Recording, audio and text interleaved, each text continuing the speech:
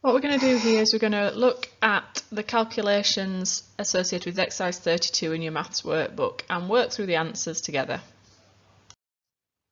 So question 1 looked like this. A sample of magnesium is analysed by a mass spectrometer. The mass spectrum is shown below, so we can see we've got 3 peaks. And when we would be looking at a mass spectrum like this, we might be thinking to ourselves 3 peaks means things like 3 isotopes because this is of an element.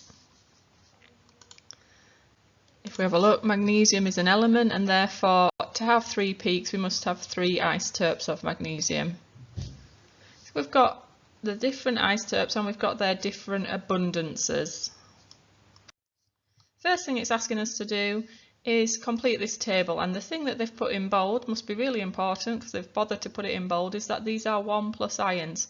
So the first mark that you would score here is, can you find the number of protons in atoms of magnesium, or in this case ions of magnesium. So you would use your periodic table, you would find atomic number, the bottom number, the number of protons, and you get 1 mark because actually to be magnesium you need to have the same number of protons, so that it's the same number all the way down. It should be a 12. That's just looking it up in the periodic table. It's element number 12, 12 protons in magnesium. The second mark is actually going to be for working out the neutrons. You're actually going to score 1 mark for protons and electrons. I think probably because protons is so easy, that's why the mark is for the electrons.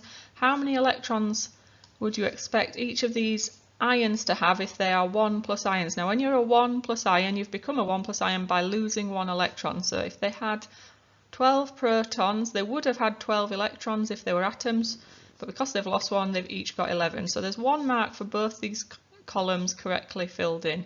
And then the second mark is for getting the neutrons right, and to do neutrons you need to do mass number minus protons, and that will give you neutrons because the mass in an atom is only from the protons and the neutrons. Electrons have negligible mass, so 24 take away 12 is 12, 25 take away 12 is 13, 26 take away 12 is 14.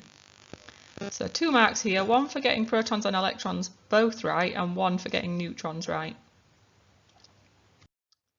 And then part 1b asks us to calculate the relative atomic mass. So to do that you have to remember the formula for calculating relative atomic mass, which is that it's the sum of the mass times the abundance divided by the total abundance.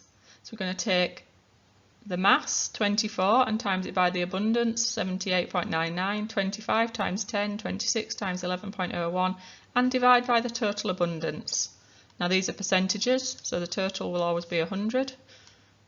If we have a look there, mass times abundance, mass times abundance, mass times abundance, divided by the total abundance, and given to 2 decimal places. So if you haven't given it to 2 decimal places, you will not score this second mark. The first mark is for the working, the second mark is for the decimal places. Okay, so then question 2 moves on to an equilibrium question. It's a relatively straightforward equilibrium question because it's telling us the equilibrium amounts. So we're not having to work out equilibrium amounts, we're being given equilibrium amounts and we're being asked to calculate Kc.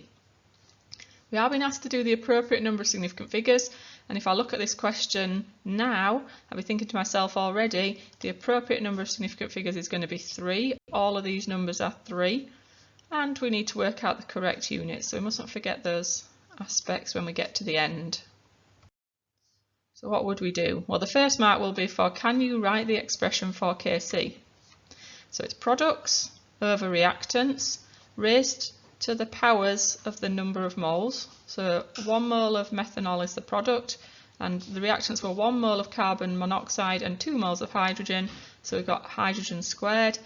It must be square brackets. If you haven't used square brackets, you will not score this mark because the square brackets represents the concentration, which is what this C stands for.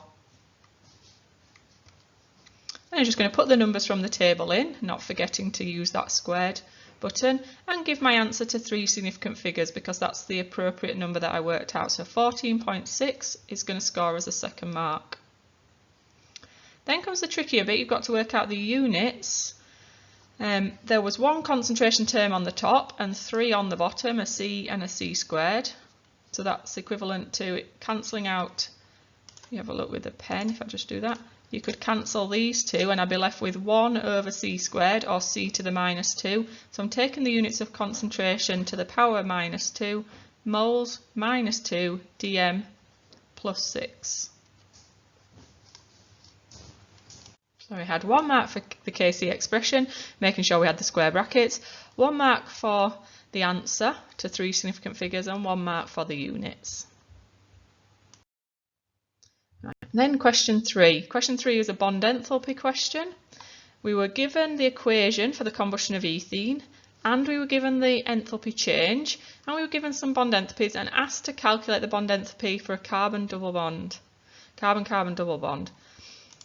So the first thing that I would do would be to draw it out so that I can actually see those bonds, so that I can count them properly, because when you see it in structural formula it's easy to make a mistake with the number of bonds. So I've drawn it out, you can nicely see all the bonds, and that way I can count it out. The next thing I would do is, because I'm being asked to calculate for a bond, I'd add that bond to my table. So I'm looking for the C double bond C, and I'm going to give that the letter X because that's my unknown. So I've got that there and I know what I'm looking for. I know what it is the question's asking me. The next thing I do is, what is the equation for calculating enthalpy changes from bond enthalpies? And the equation is that enthalpy change, delta H, is the sum of the bonds broken minus the sum of the bonds formed. So that's what I'm going to have to put all these numbers into. Now we knew that the question gave us this delta H value. So I'm going to put that in first, and then I'm going to substitute in all the values for these. So I'm going to do that. Let's have a look. So here we go. Minus 1318 was in the question. That was the delta H value. It told it us. The bond's broken, so I've got to break this bond here, 1 C double bond C, and that's my unknown X. And 4 of these, 4 CHs, that's there. And then 3 of these double bonds, so that's 3 lots of that. Put that in some brackets so that I know I'm adding all of that together. And then I'm going to take away, and I'm going to use some brackets because I'm adding all of this section together. This bracket is very important because minus, but we're adding it all up. So we need to be careful because it's going to be minus both of these parts in the end. So I've got 4, because there's 2 lots, but there's 2 C double bond O bonds in here. So 4 C double bond O bonds, and again 4 OH bonds. So I'm going to add up these. I'm not going to rush ahead and try to do too much at once, particularly if I might slip up with my algebra and looking at these signs here. So I'm leaving that as it is. This bracket, if I add up these numbers, I get 3146, and if I add up these numbers, I get 5076. So now I can minus 5076. So I'm going to combine these two, 3146 minus 5076, get this. And then to get X on its own, I'm going to add 1930 to each side, and that'll move it from this side on to the left, and I get the value of 612 kilojoules per mole. So there will be some marks here for the equation and for substituting the numbers incorrectly and for your answer. Question 4 is very similar to some of the questions in last week's exercise. Question 4 is a titration calculation. So just like last week, it's really important that you draw out your titration. Put all that information, there's a lot of information there, put all that information onto a diagram. So here you go, I've put it on a diagram. 10 centimetres cube of vinegar went into this flask and was made up to 250. It was put into the burette. It was titrated with barium hydroxide. Here was the amounts of barium hydroxide, and it took 25.45 on average. So the first thing I can calculate moles of is right down here. I haven't got enough information anywhere else, only one fact everywhere else, but I do have 2 facts here. I'm going to calculate moles of barium hydroxide. Volume times concentration. Moles are very clever. Make sure you convert your volume into decimeters cubed because your concentration is in moles per decimeter cubed. And then after I've got moles here, because I'm moving from this flask into this burette and I'm changing chemicals, I need to use the balanced equations ratio. Now the ratio was 1 barium hydroxide needed 2 vinegars, 2 ethanoic acid, so I need to double, and that'll tell me how many moles were in this burette reading. So then I want to go from the burette back to this big flask, so I need to scale up because there's a lot more stuff in this big flask than in this burette reading. So I'm going to scale up from 25.45 to 250. How much bigger is 250 than 25.45? And I'm going to scale up. Now I know how many moles are in here. So how many moles are in here? Well, it will be exactly the same, because the only difference between the vinegar in here and here is that I poured water in. I didn't change the amount of vinegar from here to here. And so we've got exactly the same amount. And then the question asks us just to calculate the concentration. So I'm going to do moles over volume, and I'm going to get 2.21 moles per decimetre cubed. Then question 5, it's a little bit of a quicker one. How many barium ions are in 1.5 gram of barium oxide? Give your answer in standard form and to 3 significant figures, and it's telling us we're going to need the Avogadro constant. So we're going to need this number, which is the number of anything in 1 mole. So where we say a dozen shoes, that means 12 shoes. Where we say a dozen buns, that means 12 buns. Where we say a pair of shoes, that means 2. When we say Avogadros, it means this many. 6.022 times 10 to the 23 of it.